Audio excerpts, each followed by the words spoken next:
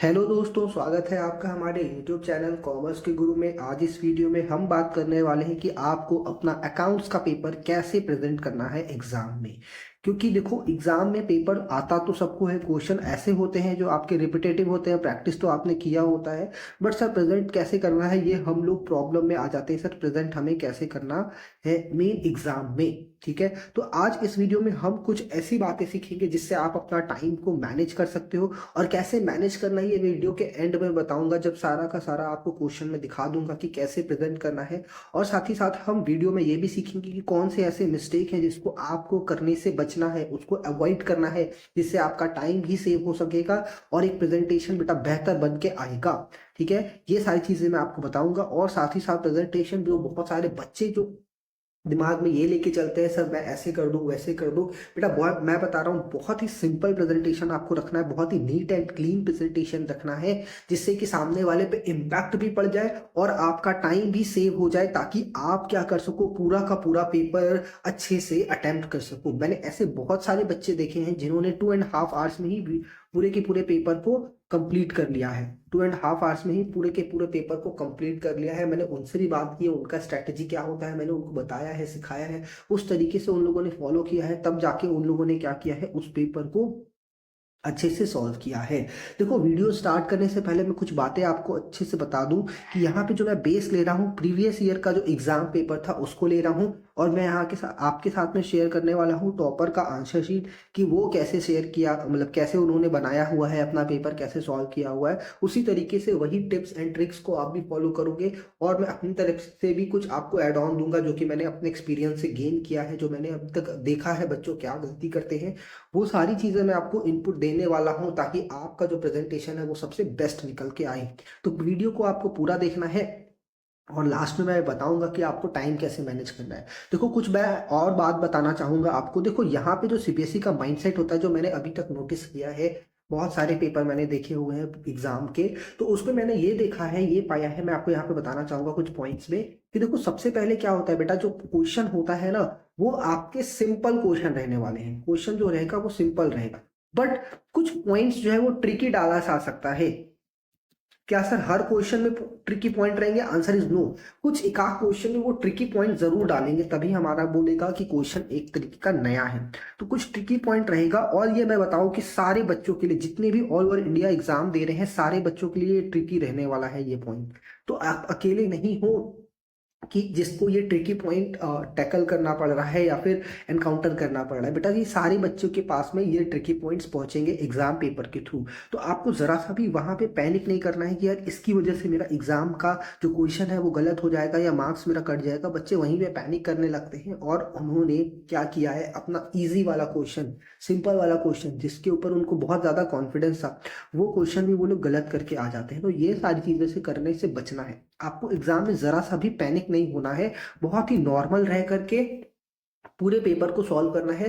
ऐसा सपोज कर लो कि आप कोई मॉक टेस्ट पेपर दे रहे हो, आप कोई सीबीएसई का एग्जाम नहीं दे रहे हो, आप अपने स्कूल का बोर्ड एग्जाम पेपर दे रहे हो। तो ऐसा तभी आएगा बेटा जब आपने क्वेश्चंस की प्रैक्टिस की हुई है पहले से। आई होप आप लोगों के सारे बच्चों के प्रैक्टिकल एग्जाम्स अभी तक खत्म हो गए होंगे। तो मैं सजेस्ट करूंगा बेटा, आप मॉक टेस्ट दो, जितना हो सकता है मॉक टेस्ट दो। उसके बाद आप चेक करो कि कौन से टॉपिक पे आपको फोकस करने की जरूरत है। तो ये आपके मतलब ये आपके लिए मेरे पास छोटा सा हेल्प रहेगा, जो आप इस तरीके से कर सकते हो। कोई डाउट आता है बेटा, आप हमारे टेलीग्राम चैनल से जुड़ सकते हो, उसका नीचे लिंक है। मैं अपना पर्सनल आईडी भी वहां पे शेयर कर दूंगा, आप अपने डाउट्स को मेरे साथ शेयर करो, मैं वहां पे आपको हेल्प करने के लिए तैयार बैठा हूँ। बट आपको क्या करना पड़ेगा बेटा, अपने से भी एफर्ट लगाने पड़ेंगे, सबसे ज्यादा वो जरूरी है। देखो, सबसे पहले आपको क्या करना है, एमसीक्यू का क्वेश्चन क्या सही है क्या गलत है मैं वो डिस्कस नहीं करने जा रहा हूँ। बट आपको सिर्फ मैं ये बताना चाहूंगा कि आपको आंसर किस तरीके से प्रेजेंट करना है। ठीक है, देखो, अगर आपको एमसीक्यू क्वेश्चन आए तो आपको क्या करना है, दोनों काम करना है बेटा। याद रखिएगा, बहुत सारे बच्चे ये गलती करके आते हैं कि वो सिर्फ ऑप्शन लिख करके आएंगे, उसका आंसर नहीं लिखेंगे। बेटा, टाइम जरा सा भी नहीं लगेगा, थोड़ा सा टाइम लगेगा। इससे क्या होगा, आपका जो आंसर है वो सिक्योर हो जाएगा। कभी कभी क्या होता है बेटा, कि हम क्या करते हैं, ए को बी, बी को सी, डी को डी, मतलब ऐसा हमारे माइंड में कुछ चल रहा होता है वहां पे, क्योंकि बहुत ज्यादा हमारे पास में क्या होता है, कभी कभी टाइम का, बहुत सारे बच्चे क्या करते हैं ना कि एमसीक्यू को लास्ट में अटेम्प्ट कर रहे हैं, ये सारी चीजें वो लोग करते हैं। और एमसीक्यू को बेटा लास्ट में ही लिखना चाहिए, मैं तो यही सजेशन देता हूँ लास्ट में आप लिखो, क्योंकि पहले जो इंपॉर्टेंट जो आपके जो डिस्क्रिप्टिव वाले क्वेश्चन है उसको करो। बट हाँ, कोशिश कर लो कि आप एमसीक्यू वाले जो पोर्शन है उसको पहले ही पेपर में पेंसिल से हल्का सा टिक कर लो, क्योंकि बहुत बार क्या होता है कि वहां पे जो एग्जामिनर है, जो एग्जाम कंडक्ट करवाते हैं, वो लोग अलाउ नहीं करते हैं पेपर पर लिखना। बट हाँ, पेंसिल से आप हल्का सा बस मार्क कर सकते हो, ताकि सर ये मेरा करेक्ट ऑप्शन है। और जब आप डिस्क्रिप्टिव वाले सॉल्व कर लो, आप जब कंफर्टेबल लगो कि हाँ मैंने एक अच्छा पोर्शन कंप्लीट कर लिया है पेपर का, तो उस समय फटाफट से 1 से लेकर के पूरे जितने भी एमसीक्यूज हैं वहां से लाइन से आप एमसीक्यू लिखते जाओ, और ऑप्शन के साथ में अपना आंसर भी लिख दो। मैं ये सजेशन देता हूं हर बार बच्चों को कि सर आप ऑप्शन के साथ में अपना ऑप्शन भी लिख दीजिए कि क्या उसका आंसर है। ऑप्शन लिख दिया, सी लिख दिया, और उसके साथ में ऑप्शन लिख दो कि क्या उसका आंसर है। तो ये 2 चीज आप मेरे से वादा करो कमेंट में कि सर मैं प्लीज ऐसा करने वाला हूँ, ठीक है। देखो यहाँ पे अगेन उन्होंने क्या लिखा है, ऑप्शन लिखा है प्लस उसके साथ में उसका आंसर भी लिखा है, ये चीज आपको जरूर करना है। और जो भी आप ऑप्शन, जैसे अगर और वाला क्वेश्चन है तो वहां पे तो जरूर से लिखना, क्योंकि अगर आप मान लो सी लिख के आ गए तो ये सी किसका है, तो यहाँ पे इसका है या इसका है, ये आप नहीं आइडेंटिफाई कर पाओगे कि आपने कौन से वाले ऑप्शन का, यहाँ पे फर्स्ट वाले ऑप्शन का किया है सेलेक्ट या दूसरे वाले ऑप्शन का किया है सेलेक्ट, तो यहाँ पे कंफ्यूजन आएगा। तो बेटा आप क्या करना, मेरा रिक्वेस्ट है आपसे कि ऑप्शन के साथ साथ आंसर भी लिख देना, ठीक है। ये आप मेरे से वादा करो कि ये चीज आप करने वाले हो अपने आंसर शीट में, क्लियर है। चलिए नेक्स्ट पॉइंट पे चलते हैं। देखो हर जगह पे आपको ये चीज करनी है, सिर्फ ऑप्शन वाले क्वेश्चन में नहीं, हर जगह पे आपको ये चीज करनी है कि अपना ऑप्शन लिखो प्लस साथ ही साथ उसका आंसर भी लिख दो, ठीक है। तो इससे एग्जामिनर को भी बेटा क्लियरिटी रहती है। मैंने भी कई सारे आंसर शीट जो है चेक किए हैं, मुझे ये मालूम है कि कई बार कंफ्यूजन आ जाता है, यहाँ पे बच्चे जो है गलत लिख के आ जाते हैं, ठीक है। बट अगर आपका ये भी सही है तो भी आपको नंबर अलॉट किए जाते हैं। तो ये चीज याद रखना, ये बहुत थॉरली आपको रखना होगा कि इस तरीके की गड़बड़ी आप ना करो, दोनों चीजें आप लिख के आओ, ठीक है। ये सारी चीजें आपको यहाँ पे फॉलो करनी है, ठीक है। ये इस तरीके से आपको आंसर लिखना है, ठीक है। तो एमसीक्यू के मैंने बता दिए। अगर कोई बेटा थोड़ा बड़ा भी है तो भी थोड़ा सा मैं टाइम लेके आपको बोलूंगा कि सर टाइम ले, लेकिन आप उसको लिखो। ये डेट वेट ऐसा बनाने का जरूरत नहीं है, आप इसको स्किप भी कर सकते हो। सिर्फ जर्नल एंट्री लिखा, अमाउंट लिखा, नरेशन नहीं है तो छोड़ दो, अपने से ऐड करने का जरूरत नहीं है। बट मेरा ऑप्शन, मतलब मेरा इंडिकेशन होना चाहिए कि मैंने कौन सा ऑप्शन चूज किया है और उसका आंसर क्या है, बस। ये ऐसा फॉर्मेट नहीं भी लिखोगे तो भी चल जाएगा, ये एक्स्ट्रा एड ऑन है, ये यहाँ से आप अपना टाइम सेव कर सकते हो, ठीक है। आगे चलते हैं बेटा, ये सारे एमसीक्यू में आपको ये फॉलो करना है। जब हम बात करेंगे यहाँ पे आपका डिस्क्रिप्टिव क्वेश्चन की, देखो डिस्क्रिप्टिव क्वेश्चन में बहुत बारीकी से आपको सॉल्व करना है। आपको सीधे आना है सबसे पहले कि आपसे रिक्वायरमेंट क्या है। बच्चा रिक्वायरमेंट के अकॉर्डिंग आपको डिलीवर करना है, अदरवाइज लिखते चले जाओगे मार्क्स एकदम नहीं मिलेगा, अगर आंसर शीट में आपका रिक्वायरमेंट सामने वाले को नहीं मिलता है। सबसे पहले मैं आज पढ़ूंगा, देखो पास necessary journal entry, adjusting journal entry, ठीक है। तो एडजस्टिंग जर्नल एंट्री सबसे पहले आपको यहाँ पे दिखा दो, ये मेरा एडजस्टमेंट एंट्री है। आंसर आपसे क्या पूछा कि एडजस्टमेंट एंट्री दो, तो मैंने ये एडजस्टमेंट एंट्री दे दी, ठीक है। और उसके लिए मुझे टेबल बनाने का जरूरत पड़ेगा, तो ये टेबल हम चाहे तो ऊपर भी बना सकते हैं और चाहे तो जर्नल एंट्री के नीचे भी बना सकते हैं, ये आपके ऊपर है, आप दोनों कर सकते हो, कोई गलत नहीं है इसमें। बहुत सारे बच्चों ने एडजस्टमेंट टेबल जो है वो अलग अलग तरीके से सीखा हुआ है बनाना, कोई दिक्कत नहीं है, आप जो तरीका लगाओगे वो सब पे मार्क्स मिलेगा आपको। दूसरी बात जो सबसे इंपॉर्टेंट है, कोई भी टेबल, कोई भी अकाउंट ऐसा मत छोड़ना जिसके ऊपर हेडिंग ना हो, ठीक है, जिसके ऊपर हेडिंग ना हो। तो एक छोटा सा भी आप टेबल बना दो, एक छोटा सा उसका टाइटल दे दो। फॉर एग्जाम्पल ये टेबल है आपका, यहाँ पे एडजस्टमेंट टेबल है, ठीक है। दूसरी चीज बेटा, पार्टनर का नाम जरूर से लिखना, क्योंकि बहुत ज्यादा इंपॉर्टेंट होता है। पार्टनर का नाम यहाँ पे आपने लिख देना है, और यहाँ पे फॉर्म लिख दो या टोटल लिख दो, वॉट एवर यू जो जो भी आपने पढ़ा है वो सीखा है। पर्टिकुलर अगर आपका गलती से स्किप भी हो जाता है तो उसके लिए पैनिक नहीं होना है, चलेगा, कोई इशू नहीं है। जो सबसे ज्यादा जरूरी था वो पार्टनर का नाम, अगर आप पर्टिकुलर लिखते हो तो अच्छी बात है, नहीं लिख पाते हो तो कोई दिक्कत नहीं है, चलेगा। हाँ, ये इंपॉर्टेंट रहेगा। देखो मैंने यहाँ पे टिक कर दिया है कि कौन सा इंपॉर्टेंट है, कौन सा उतना इंपॉर्टेंट नहीं है, चाहो तो स्किप कर सकते हो, चाहो तो स्किप कर सकते हो। मतलब करना अपने तरफ से एफर्ट डाल के कि पर्टिकुलर मैं लिख दूं, अगर नहीं लिख पाए तो कोई दिक्कत नहीं है, जो चीजें जरूरी है मैंने यहाँ पे टिक कर दिया है, आप देख सकते हो। ठीक है। तो मैंने क्या बोला, आपको क्वेश्चन पढ़ लेना है, उसका रिक्वायरमेंट सबसे पहले ध्यान देना है कि क्या आपसे मांगा गया है। रिक्वायरमेंट को आपने अगेन देखो यहाँ पे भी इन्होंने क्या किया, हेडिंग बना के अंडरलाइन करके उसको दिखाया हुआ है, ठीक है, कि सर ये रहा आपका रिक्वायरमेंट। यहाँ पे एक मैंने यहाँ पे गलती है बेटा, नरेशन जरूर से लिख देना, being adjustment made, being adjustment made, ये नरेशन जरूर से आप लिख के आना, बीइंग एडजस्टमेंट मेड, ठीक है। ये छोटा सा 3 वर्ड का ऐसा लिख दोगे नरेशन, तो आपका जर्नल एंट्री है वो कंप्लीट माना जाता है, अदरवाइज आपका कंप्लीट नहीं माना जाएगा। जर्नल एंट्री के नरेशन के बिना जर्नल एंट्री कभी भी कंप्लीट नहीं होती है। आई होप यहाँ तक समझ में आया होगा। नेक्स्ट क्वेश्चन पे आ जाते हैं बेटा। देखो अगेन ये डिस्क्रिप्टिव क्वेश्चन है, पार्टनरशिप का मुझे क्वेश्चन यहाँ पे लग रहा है, ठीक है। तो देखो आपसे मैं इन्होंने महेश वाला क्वेश्चन सॉल्व किया है। तो देखो रिक्वायरमेंट क्या है, सबसे पहले ये देख लो। यहाँ पे भी आपसे क्या बोलता है, pass single adjustment journal entry for the above on account of change in profit sharing ratio. तो जो भी आपका प्रॉफिट शेयरिंग रेशियो चेंज हुआ है उसके लिए अगेन एक सिंगल एडजस्टमेंट एंट्री पास करना है, ठीक है। दोनों तरीका बेटा सही है, दोनों तरीका गलत नहीं है। सबसे पहले आप क्या कर लो, देखो 2 तरीका मैंने यहाँ पे इसलिए बोला कि सबसे पहले आप क्या कर लो, पूरा का पूरा इसको सॉल्व कर लो, ठीक है। पूरा का पूरा जो वर्किंग नोट टाइप का है यहाँ पे जो भी आपका रिक्वायरमेंट है ये पूरा आपने सॉल्व कर लिया। यहाँ पे आप देखो ये पूरा आपने सॉल्व कर लिया है यहाँ पे। फिर उसके बाद अब आप जर्नल एंट्री बनाने के लिए कैपेबल हो, अब आप जर्नल एंट्री बनाने के लिए कैपेबल हो, तो यहाँ पे आपने क्या किया, एक जर्नल एंट्री पास कर दी। यहाँ पे आके आपने क्या किया, एक जर्नल एंट्री पास कर दी। दूसरा तरीका क्या हो सकता है जो और बेहतर होता, मैं यहाँ पे आपको बताऊं, तो पहले आप क्या कर लो, यहाँ पे एक एडजस्टमेंट एंट्री,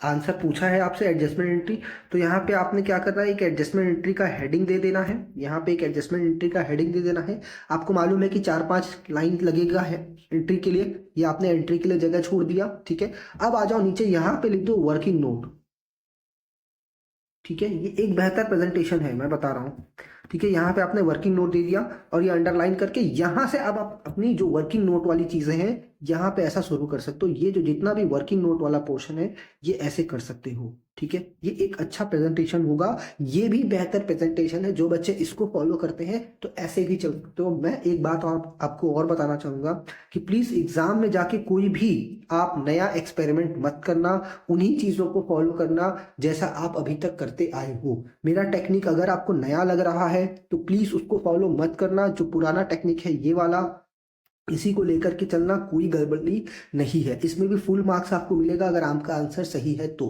बट अगर आप प्रैक्टिस करना स्टार्ट कर रहे हो या अभी 1-2 एमसीक्यू सॉल्व, सॉरी 1-2 पेपर आप सॉल्व कर रहे हो, तो ये वाला अगर आप ऑप्ट कर सकते हो तो करना। ये थोड़ा सा बेहतर प्रेजेंटेशन होता है, ठीक है, क्योंकि सामने ही आप जैसे ही क्वेश्चन पढ़ेगा सामने वाला, यहाँ पे आपने क्वेश्चन नंबर 4 या 5 लिखा हुआ और यहीं पे उसको आंसर दिख गया, यहीं पे वो आपको फुल मार्क्स दे करके वर्किंग नोट में कुछ कुछ चीजें मिलाएगा फिर चला जाएगा। अदरवाइज देखो क्या होगा, वो वर्किंग नोट खत्म होने का वेट कर रहा है और आप यहाँ पे देख लो कि यहाँ पे उसको सॉल्यूशन मिल रहा है और यहाँ पे भी कोई हेडिंग नहीं है कि सर हमने क्या यहाँ पे प्रेजेंट किया है। तो ये चीज़ें आप थोड़ा सा अवॉइड करना। ऑल्दो इसका प्रेजेंटेशन बहुत नीट है, क्लीन है, बहुत ही सिंपल प्रेजेंटेशन है, बहुत बेस्ट प्रेजेंटेशन है, बट थोड़ा थोड़ा इंप्रूवमेंट और आप क्या कर सकते हो अपने में, ताकि आपका आंसर शीट और बेहतर हो सके दूसरों से, ये चीज़ आप जरूर करना, ठीक है। क्लियर है, आगे चलते हैं बेटा।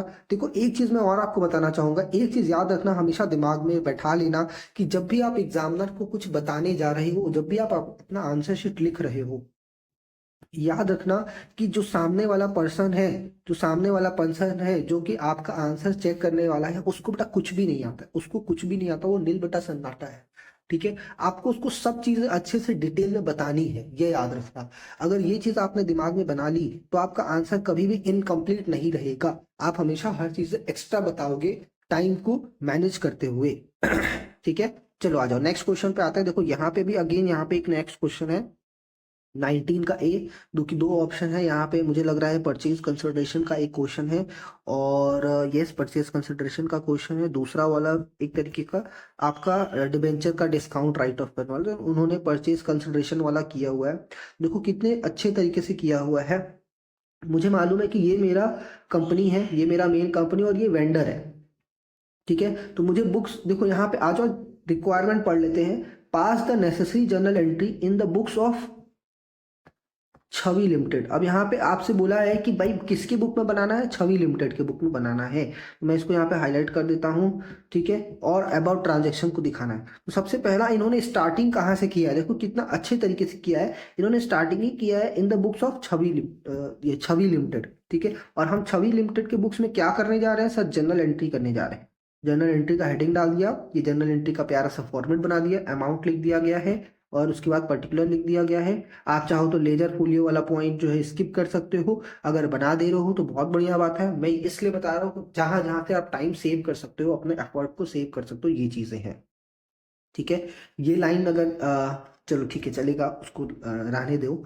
फिर उसके बाद आप आ जाओ यहाँ पे, जनरल एंट्री पास कर दिया, छोटा सा जनरेशन आपने लिख दिया। फिर उसके बाद नेक्स्ट एंट्री पे आ जाओ, नियो लिमिटेड जो कि हमारा वेंडर है। उसके बाद में अगेन यहाँ पे हम लोगों ने जनरल एंट्री कर दी और यहाँ पे अंडरलाइन करके आपका नरेशन लिख दिया, कहानी खत्म। यहाँ पे फुल मार्क्स आपको मिल जाएगा। देखो कितना छोटी छोटी चीजें हैं, अगर आप इन सब चीजों को ध्यान दे दोगे तो आपका प्रेजेंटेशन बहुत बढ़िया हो जाएगा। स्टार्टिंग हमें कहाँ से करना है, जिसके बुक्स में एंट्री करनी है वो लिख दिया, क्या कर रहे हैं, जर्नल एंट्री है, लेजर अकाउंट है, अकाउंट का नाम क्या है, वो सारी चीजें आपको बतानी है।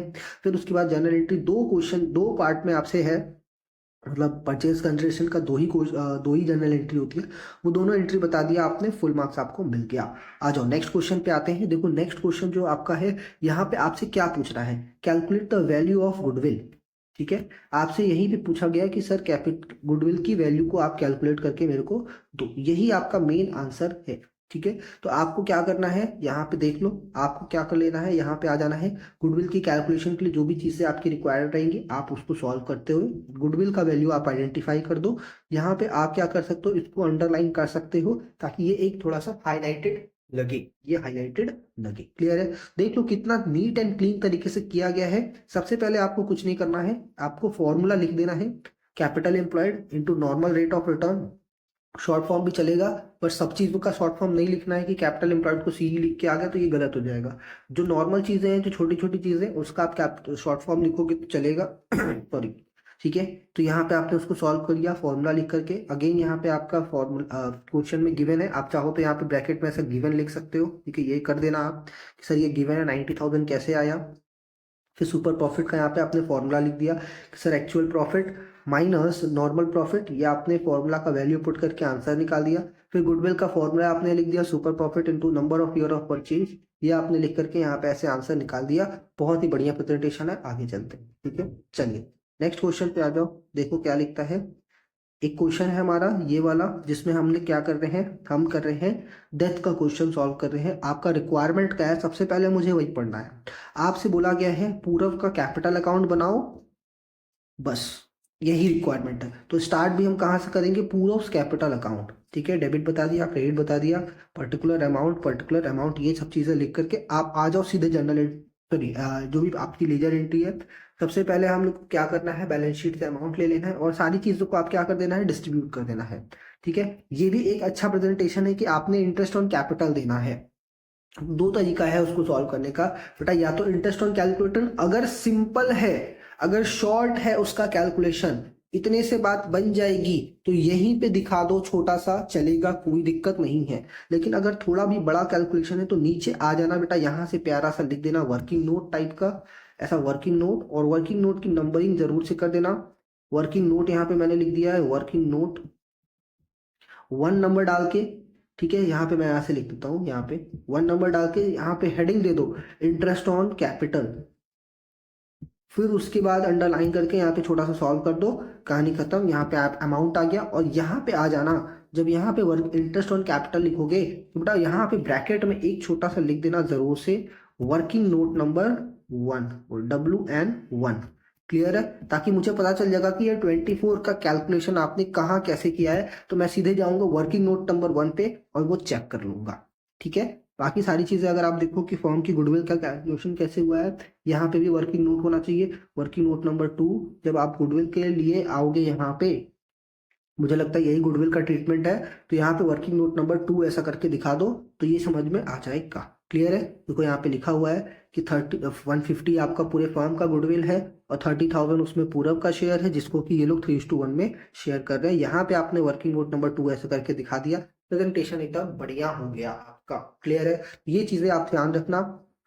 ऑल्दो ये प्रेजेंटेशन भी बहुत बढ़िया है, सिंपल है, क्लियर है। आपका छोटा छोटा कैलकुलेशन आप यहीं पे दिखा सकते हो, कुछ अलग से बनाने का जरूरत नहीं है। चलिए आगे चलते हैं बेटा।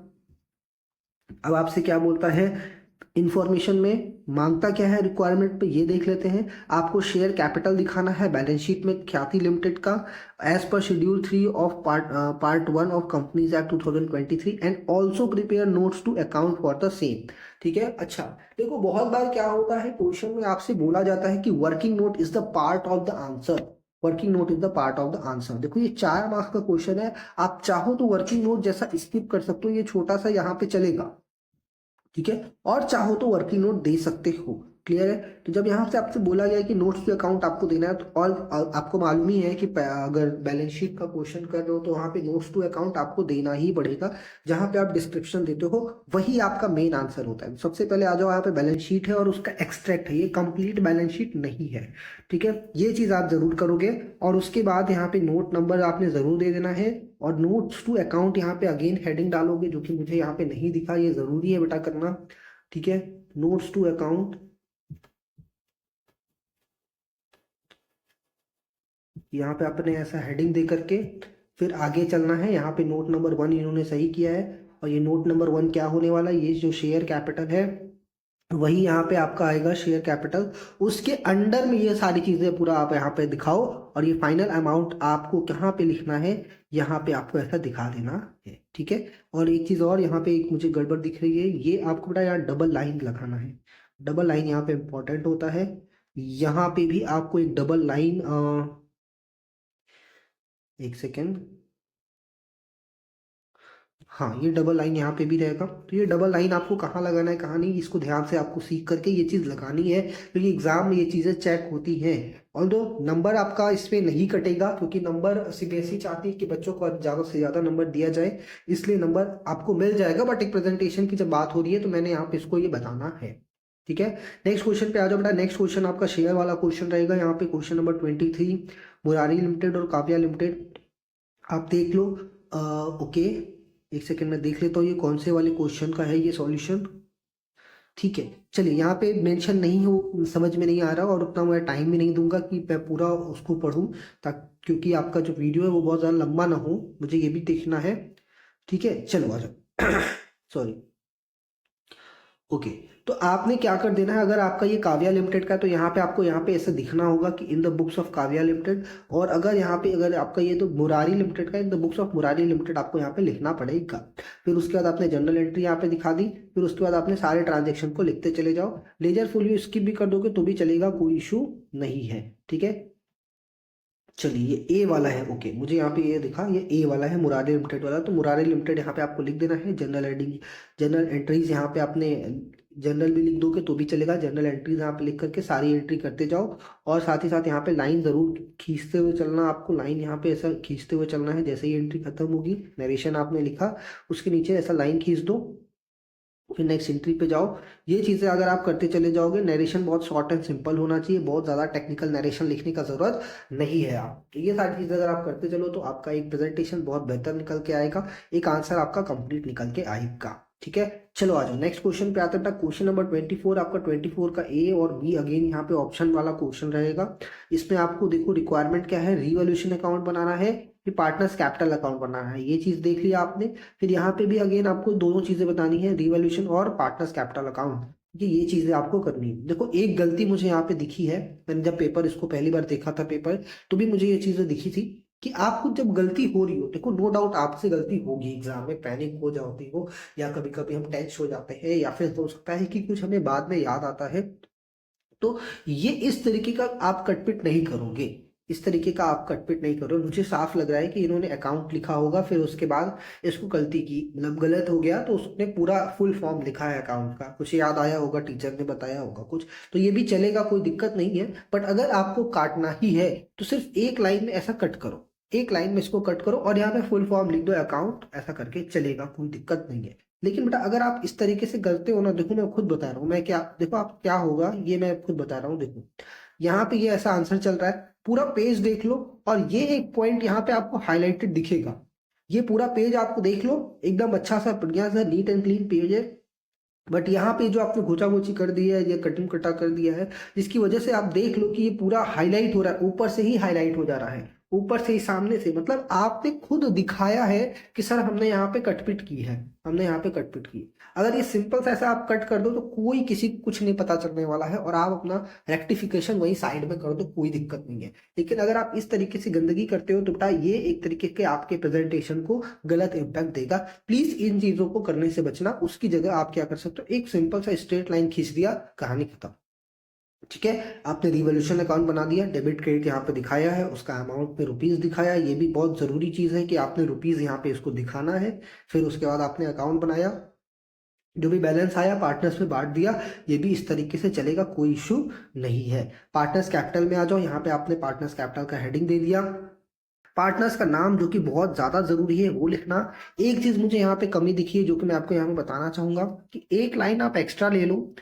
ठीक है, आपने एग्जामिनेशन फीस भरी है तो रिसोर्सेज का प्रॉपर इस्तेमाल करो, अच्छे से स्पेस लेकर के लिखना। एक लाइन एक्स्ट्रा लेकर के यहाँ पे रुपीस का साइन दे दो, उसके बाद नीचे करके ऐसा आप लिखो। अगर नहीं भी लिखते हो तो भी चलेगा, कोई इशू नहीं है, बट एक चीज कर दोगे ये वाली तो बहुत अच्छा हो जाएगा। ये आपने कर दिया।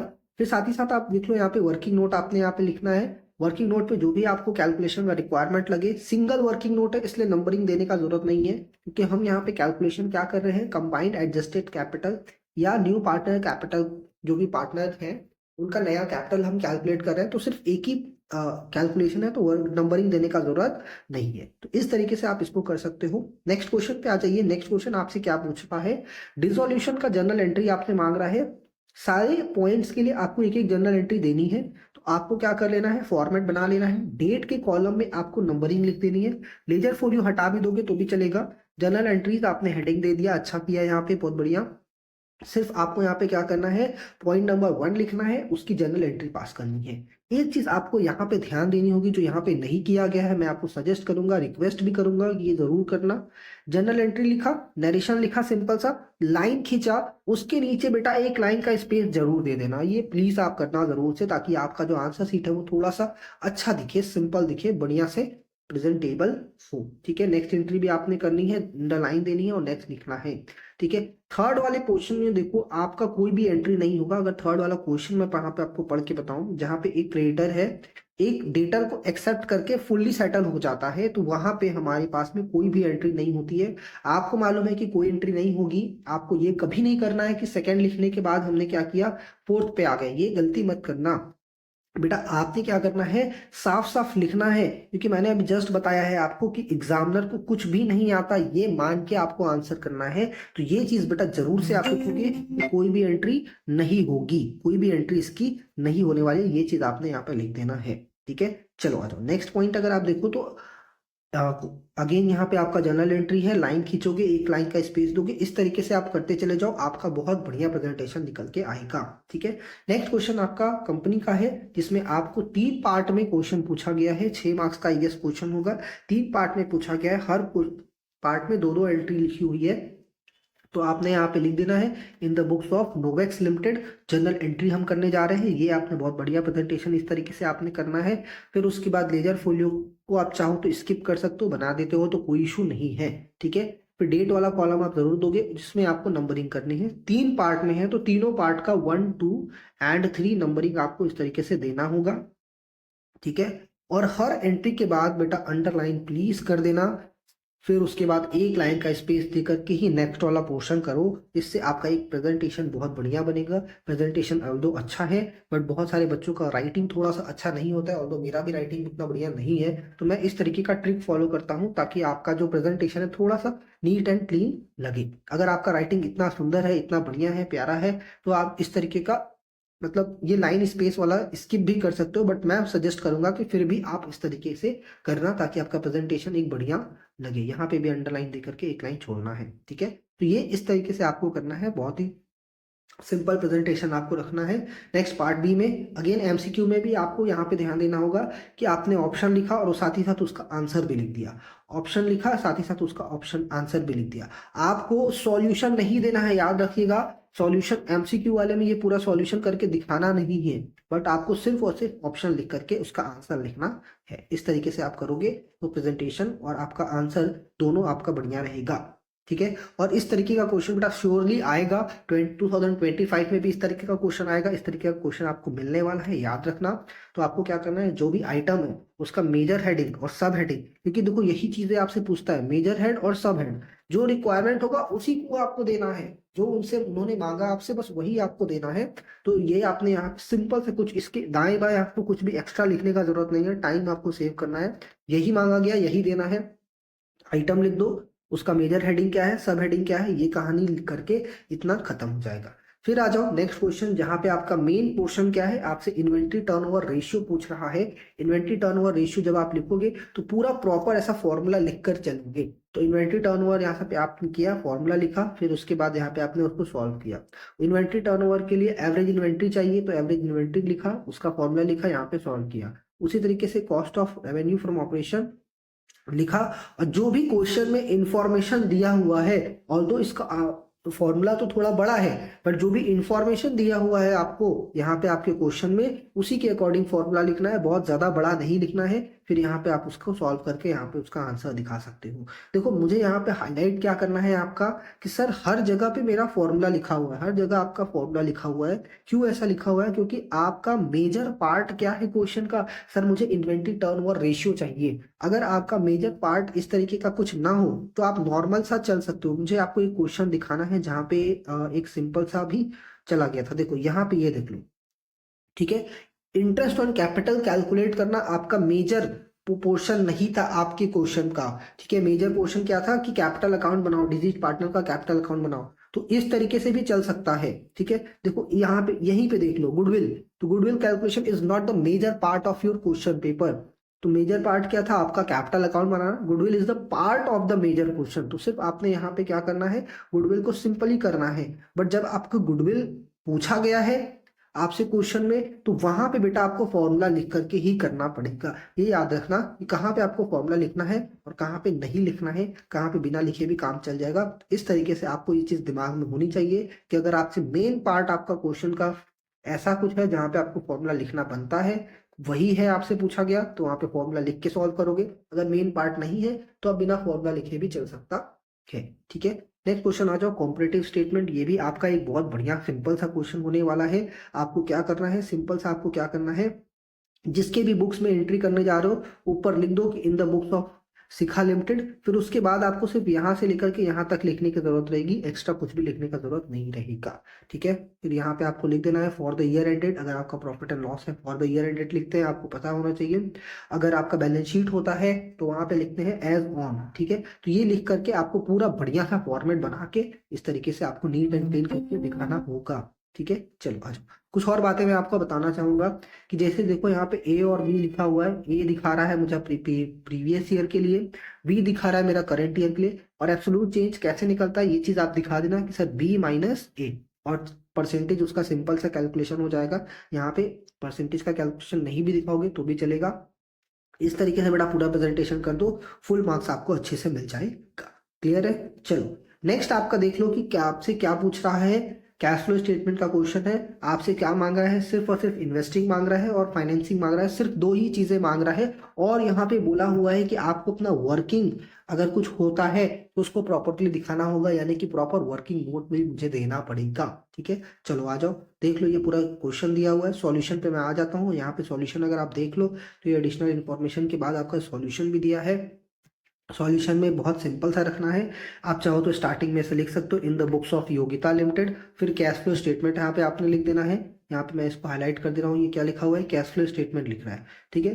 कैश फ्लो स्टेटमेंट का मतलब क्या होगा, उसमें तीनों एक्टिविटीज आएंगी। तो जब आप आंसर लिखोगे तो ये चीज याद रखना कि उस केस में आपको स्टार्ट में क्या लिखना होगा, यहाँ पे एक पॉइंट लिखना होगा, मैं आपको यहाँ पे बोल रहा हूँ, ये प्लीज जरूर से कर देना, ये चीज उन्होंने नहीं की है।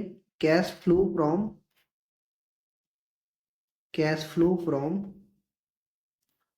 ऑपरेटिंग एक्टिविटीज, यहाँ पे आपको लिखना होगा बेटा ऑपरेटिंग एक्टिविटीज, ठीक है। आप बोलोगे सर ऑपरेटिंग एक्टिविटीज तो मांगा ही नहीं गया है, फिर आपने क्यों लिखा, बेटा आपने सिर्फ हेडिंग लिखना है, उसके अंदर में कुछ नहीं लिखना है। फिर बी में आ जाओ इन्वेस्टिंग में, फिर सी में आ जाओ फाइनेंसिंग में। ऐसा क्यों बोल रहे हो सर, आप ऐसा क्यों बोल रहे हो, मुझे समझाओ बताओ। क्योंकि आपने यहाँ पे क्या हेडिंग दे दिया है, कैश फ्लो स्टेटमेंट। ठीक है, आपने यहाँ पे हेडिंग दिया है cash flow statement, that is why cash flow statement में ये तीनों चीजें आएंगी। ठीक है, तो तीनों चीजों को आपको दिखाना होगा। अगर आपका हेडिंग होता cash flow from investing activity, then सिर्फ आप उसके बाद ये अंदर में उसके ये एडजस्टमेंट करते या जो भी आइटम ट्रीटमेंट होने वाला है वो दिखाते तो कोई इशू नहीं है। पर जब अगर आपने हेडिंग दे दिया है कैश फ्लो ट्रीटमेंट, तो वहां पे आपको तीनों बताना पड़ेगा। भले ही आप उसमें कोई भी आइटम ऐसा नहीं लिखोगे तो भी चला जाएगा, बट हेडिंग तो आपको लिखना पड़ेगा। ठीक है, तो इस तरीके से आपको करना होगा। उसके बाद आपको इस तरीके से फाइनल उसको कर दो, चलेगा। अब यहाँ पे देखो वर्किंग नोट लिखा हुआ है, वर्किंग नोट आप अच्छा लिखोगे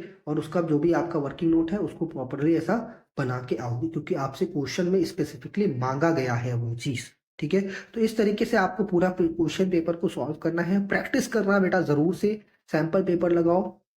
मैंने कई सारे सैंपल पेपर करवाए हुए हैं, एमसीक्यू करवाया हुआ है, वो प्लीज जाके देखना, उसको सॉल्व करो अच्छे से अपने लेवल पे। और इन सारी चीजों को ध्यान रखना, एग्जाम में डायरेक्टली जाके करोगे तो गलती हो जाएगी। पहले 1 या 2 पेपर लगाना, इस सारी जो भी आपको चीजें बताई हैं उनको फॉलो करते हुए, और आपका टाइम इस तरीके से मैनेज हो जाएगा। ये सारी चीजें जो मिस्टेक मैंने बताई उसको आपको अवॉइड करना है, सिंपल प्रेजेंटेशन रखना है, बहुत ज्यादा एक्स्ट्राऑर्डिनरी नहीं लेकर के जाना है।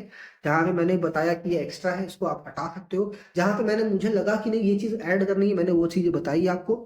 टाइम मैनेजमेंट के लिए आप क्या करोगे, एमसीक्यू को फटाफट से पहले सॉल्व कर लेना वो 15 मिनट के टाइम में। फिर आपके डिस्क्रिप्टिव क्वेश्चन को भी ओवरव्यू कर लेना, ज्यादा मत पढ़ना उसको। ठीक है, ओवरव्यू करके ये मार्किंग कर लेना कि कौन सा क्वेश्चन मुझे पहले करना है। तो जो क्वेश्चन आपको बेटा पहले आए उसको आप जरूर से सॉल्व करना, पहले उसको पहले सॉल्व कर लो। जब आपके सारे क्वेश्चन लगे कि जो आने वाले क्वेश्चन है जिसमें आप कॉन्फिडेंस थे वो आपने कर लिया, तो अब आ जाओ एमसीक्यू क्वेश्चन को पूरा कर लो। आप फटाफट से एमसीक्यू क्वेश्चन सारे आपने लिख लिए हैं। फिर उसके बाद जो ऐसे क्वेश्चन जो थोड़ा से प्रॉब्लम लग रहे हैं आपको, या फिर लग रहा है कि मुझे इस पे कॉन्फिडेंस नहीं है, फिर उसको सॉल्व करना उसके बाद में। ठीक है, तो यही मेरे पास से एडवाइस रहेगी आपके लिए। And all the very best for your exam. Thank you for watching